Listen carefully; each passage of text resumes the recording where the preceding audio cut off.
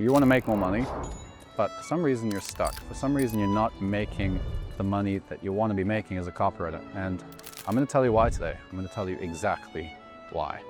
And the reason I know why you're not making as much money as you could be making is because I was there and I wasn't making as much money as I could have been making for a very, very long time. And most of the clients I've worked with privately, one-on-one, over 100 copywriters at this point, it's the same thing. I see it with every single copywriter. It's not complicated, but I want to share with you why most copywriters don't make the money that they deserve to make. And I'm talking 20, 25, 30, even $40,000 every single month. It's crazy how few people realize that this is the real reason they're stuck. But once you get it and you work through it, you're unstoppable. Let's get into it.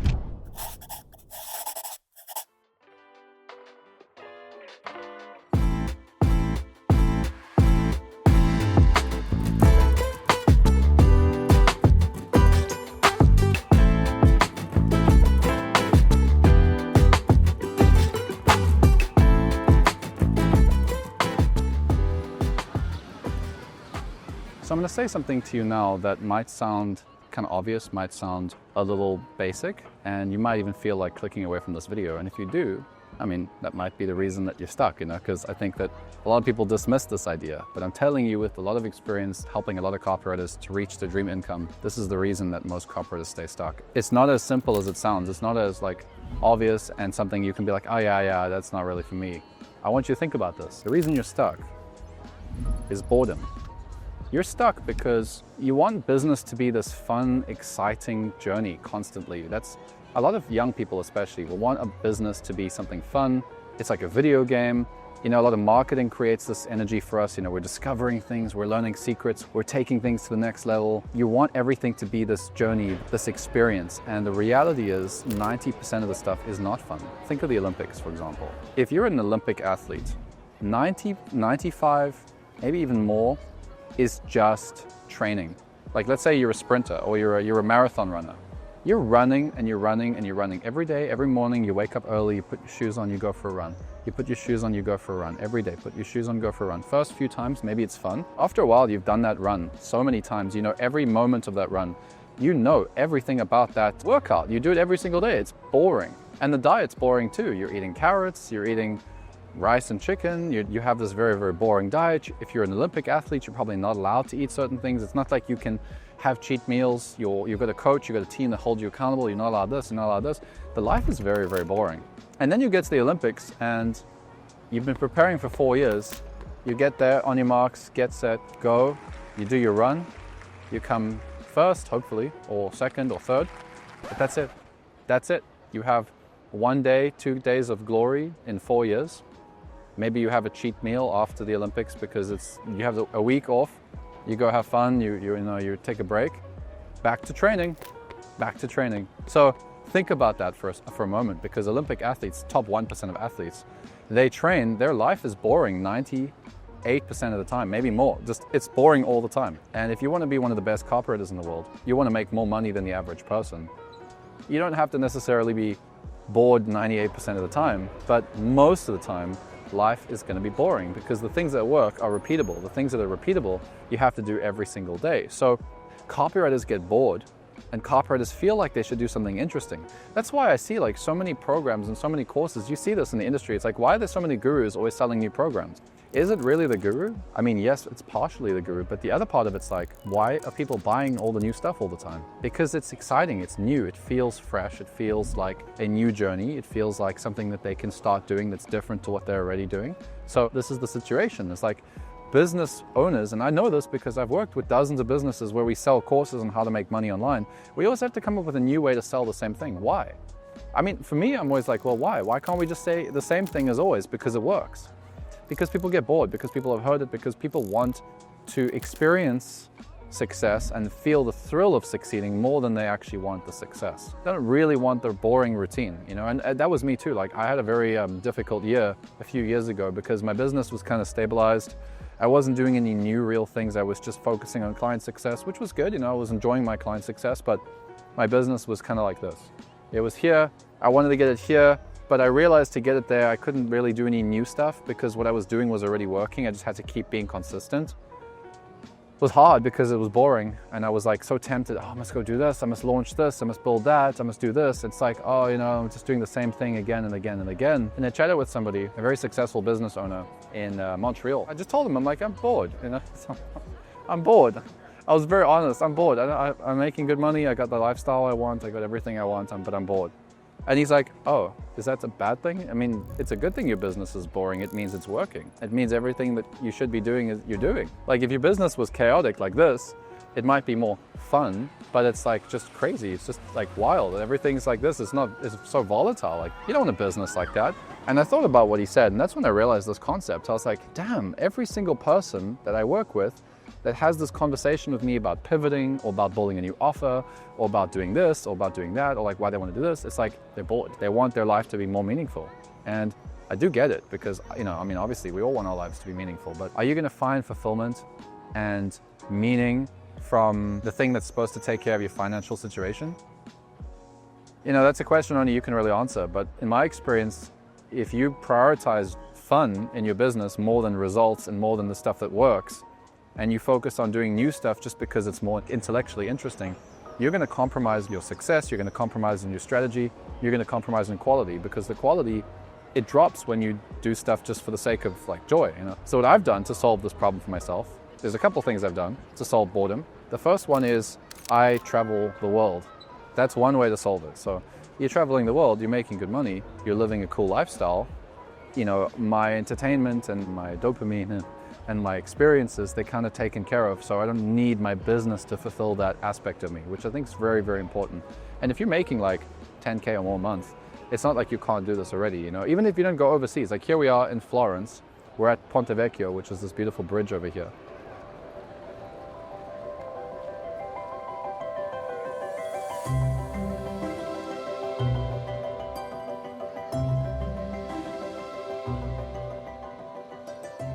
It's just such a stunning scene. We're gonna eat some amazing food. The Airbnb host actually recommended this one place that she's like, this is where the locals go, you should try it out. We're gonna go try that out this evening. It's like, if I'm doing that, I don't have any problem writing an email that I've already written before, or like doing work that I'm used to doing. Like, I've got my fill of experience and life. And so what I was saying is you don't have to go overseas like me. You could just start in a local area and you could do something interesting, you could do something different, and you will find that it'll start to take care of that for you, you know, like that. Hobbies as well. What's interesting though is a lot of people that start their hobbies, they get back into their hobbies, they start making money, then maybe they hit 10K, and then what happens is they kind of just like want to only do their hobbies. And that's me too. I'm telling you all of these, I'm guilty of all of this, because like I used to play a lot of chess, a lot. I love chess, and I'm pretty decent at chess. I had a chess coach for a while. I've been practicing chess ever since I was about 4 years old. And when I was in this moment of boredom, I was playing a lot of chess. I was playing chess every day for like a couple hours. I was training, and yeah, I mean, it was fun, but I got so addicted, I like actually stopped performing as well. And I actually could feel my business was like not doing as well because I was doing too much. So try find that balance, but you know, travel for me, doing things outside of business, using the money to finance things outside of your business that actually give you fulfillment, I think is a much more responsible way to deal with boredom than trying to find that fix within your business, you know? So that's the first thing. The second thing is consider it a opportunity for growth as a person, because if you can push through the boredom and you can push through those hard moments, you are becoming better. So see boredom as an actual opportunity to grow and an opportunity to challenge yourself to become better. And I really like this perspective, because sometimes you can't travel, or sometimes you have already traveled, or sometimes it's like it doesn't matter what you do, like you're just not feeling that same motivation. Like even when I was traveling a few years ago, like I came back from a trip, I got back and I still felt a little bit empty. I still felt like, you know, like I'm not really feeling fulfilled. I'm not really feeling that dopamine. Let's just be honest, this dopamine, you want more dopamine. Your business is not giving you enough dopamine. Side bonus point, like reduce your dopamine by playing less video games, consuming less like alcohol and sugary foods, like do a dopamine detox if you're really struggling. That's why a lot of these super successful business coaches, they say like, do the dopamine detox, like reduce your dopamine levels so that you can regulate them better.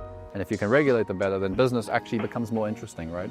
So that's the side point though. The thing is, see it as a challenge, see it as another level to this game. Like if you want to get to that next level, you have to see it as another opportunity to grow, all right? So that's the second thing.